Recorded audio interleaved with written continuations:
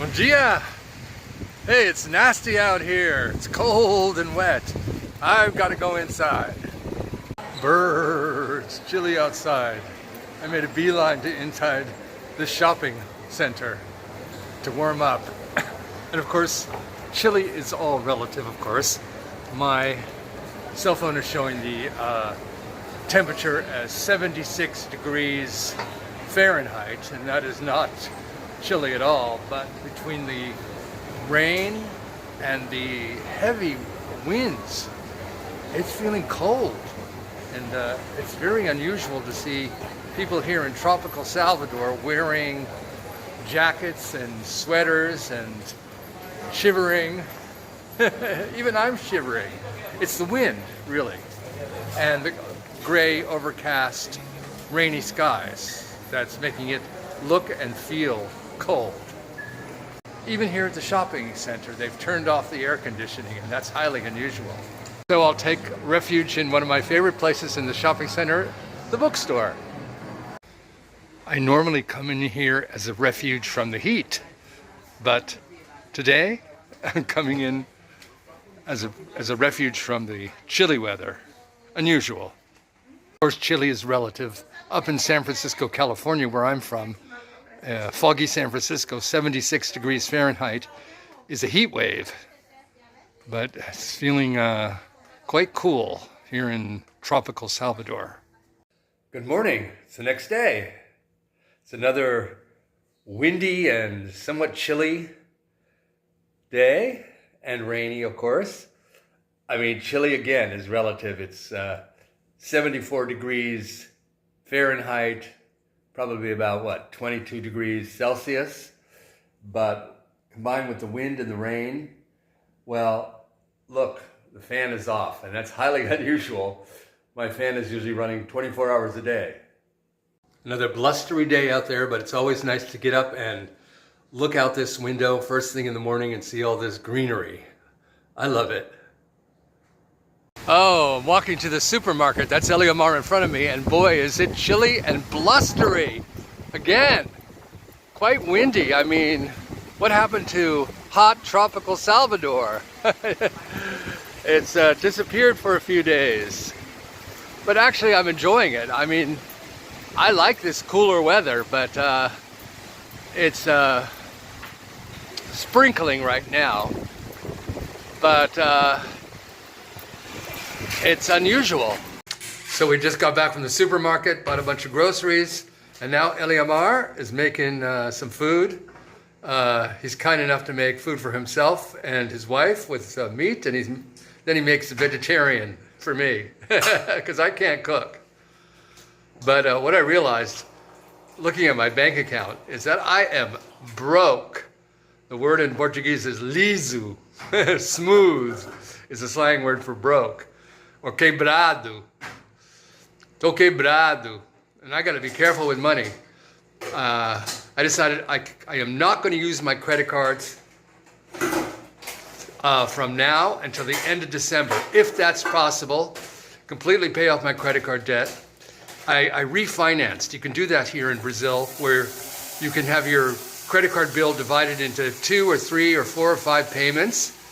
Now you pay a higher interest rate, but I just divided it into 2 payments, and we'll have it paid off in December. And I'm willing to pay the interest rate because I want to get that damn credit card bill down from all of those expenses that I incurred while I was moving. Anyone's going to make soja for me, vegetarian, and he's going to make traditional feijão for himself and his wife. It's a Wednesday, she'll be here Friday evening. He's getting a head start. Yeah, my apartment is completely furnished now. I don't need anything else. I don't need to buy anything else. I don't need any more plants. I do not need to use my credit cards. Everything that I get between now and the end of December has to be paid for in cash. So that's my self-inflicted rule to pay off all my debts and get back to having a healthy bank balance and building up my savings. My income here, I get Social Security, but it's more than enough for me to live on. My $1,500 a month provides me with a solid middle class income here in Brazil.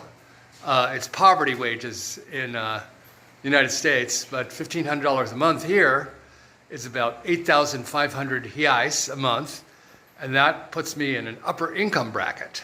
And there's absolutely no reason why I can't live comfortably on that amount and save. It's just that the expenses for the last 2.5 months with this move back to Salvador have been really high. So I got to get all of that paid off, and I'm going to do it. No more credit card use. And Kitty is running around the apartment. She has a case of the zoomies right now. Don't you, kitty cat? She's got an itchy head. Yes, she does. She's watching Emily Mar cook. And this cloudy, rainy, windy weather is supposed to last through Sunday, and today is Wednesday, so I've got a few more days of this.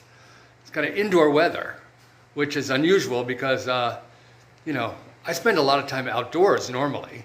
And normally the rain would not stop me. I like rain, but it's also windy and a little bit cool, a little bit on the cool side. Now we're talking mid-70s. So in my former life in North America, that would not have been chilly or cool at all, but here your blood gets thin, and so the air temperature when it's in the low or mid-70s feels cool, especially when it's windy. And I see back up in the United States, Trump is knocking down the east wing of the White House for another one of his grandiose, narcissistic, ego-building ideas of building a big ballroom, at taxpayer expense, of course. And he's demanding, what was it I read today? $260 million, $360 million for legal fees for his impeachments. That man is just a walking disaster. About him, thankfully, I don't live in the United States anymore. And now, it looks like the United States may be heading towards an invasion of Venezuela. So Trump's going to be possibly creating havoc down here in South America. Not that I support the Venezuelan regime, not at all. But not the way Trump wants to do it and not what he's doing. Anyway, if you're tired, disgusted, overwhelmed by what's happening in the United States, you know what my advice is. Get out. It's not that hard. Just do it. When I was, 38 years old, way back in 1992, I up and quit my job. I love my job back up in California, but I was itching for an adventure, quit my job and moved to Mexico. And on the third day, I got a job as an English teacher. I only went with $2,000 in my pocket, but landed on my feet very quickly. And what I want to say with that is that you can too. It doesn't require years of planning and hand-wringing. Just do it. You know what parts of the world interest you, be it Latin America or Southeast Asia or wherever. Pick your spot, and you don't need a huge nest egg. I ideally would recommend having at least $10,000 saved up, and it doesn't take very long in the United States to build a nest egg of $10,000. But I've done it with far less. As I just said, I have been moved to Mexico with $2,000. And, I live month to month here in Brazil on a Social Security check. So if I can do it, you can do it. Back in 1992, Mexico was easy. You could be there on unlimited 6 months tourist visa. You just had to hop over the border and jump right back. Now, that's not so easy, but there's lots of other options in the world. I've mentioned them before. Just go on the internet. Cambodia is an example, the country of Georgia, Albania, different countries in Latin America. I chose Brazil for personal reasons. I got married here. But you can find your paradise, as I like to call it. I'm 71 years old, and I'm doing great. I'm happier and healthier than I was up in the United States. So I highly recommend making that change. If you're not happy with what's happening up in the United States or in your home country, if inflation is eating your money and it's dwindling, you can find a much, much lower cost of living, and there are so many other advantages too. Be lonely? Well, that's up to you. You know, you can make a whole new set of friends in your new country. You can make a new family. As you've seen here, I've got my brother-in-law, Eliamar, is living in my apartment right now because he got his job transferred him to the city of Salvador. I've got another brother-in-law right down the street and a niece through marriage who also lives in this building. So I am definitely not alone. And you don't need to be either. It's up to you. Senior citizen, great. You can easily live off Social Security, even if it's very modest. I've said many times before, I get $1,500 a month, and I live a solid, comfortable middle-class life here abroad. If you're still young and you don't get Social Security, well, as I said, when I moved to Mexico way back in the early 90s, within 3 days I had a job as an English teacher. Nowadays, you've got the internet, so you can get some kind of long-distance, remote, online job or source of income. Use your imagination. You do have choices. That's just what I want to say. The idea of living abroad permanently really clicked for me. I think it was about 2006, 2007 maybe. I had bought that little house out in San Antonio de Jesus, about 4 hours from here. And, but I was still visiting Brazil on tourist visas, which meant I could be here for 6 months, and then I had to leave for 6 months. And had to wait 6 months to come back. And I remember I was so happy with that little house that I bought. It was just a small working class house, 2 bedrooms, 1 bathroom, a nice little backyard. About a week before I had to leave that year, I remember it was outside working in the garden, and I started to cry. And I'm not somebody who cries easily. I rarely cry. But I started to cry because I realized that I had to leave and that I couldn't come back for 6 months. And that I really wanted to be there with the people who I considered by that point to be my Brazilian family. And so I eventually made it happen that I became a permanent resident of Brazil. That is what I am now. And I don't have to go back ever again if I don't want to. I do go back once a year now for about 3 weeks, mainly for my medical checkups, to make any adjustments I need to my medications, and to check my mail, visit dear friends up in California. But other than that, I don't think I'll ever go back to the United States to live. And I'm glad that I was able to make that happen.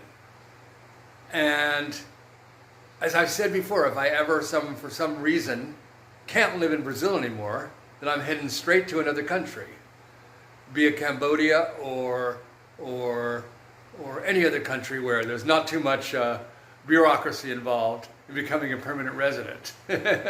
It's interesting how several of my good or dear friends, old friends, have also decided to make a life outside the United States. Several have bought property in Mexico and have permanent residencies there, and other countries. And more and more Americans are making that choice, as the United States, sadly, seems to be in a long, slow decline. Perhaps not so slow now under the current regime. If you've been thinking about it, go ahead and make that plunge.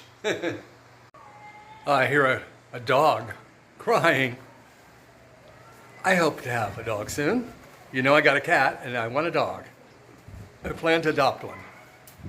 Anyway, looking out at my garden, wondering what will I do this afternoon. It's supposed to continue raining, but surely I can find an indoor activity. Even if it means going to a restaurant for lunch or going to the shopping center where there are 4 floors that are indoors, or something like that. The important thing is I am in my own paradise. And the world and the day and life is wide open. I'm going to go out and grab it. Mr. Eliomar, my brother-in-law, having a lazy day off. He works one day on, one day off, and today's his day off. And because it's rainy and windy outside, he's spending it looking at his cell phone in bed. Kind of nice, actually. So, I'll see you all in the next episode. Thanks for joining me today. And as always, beijo, ciao.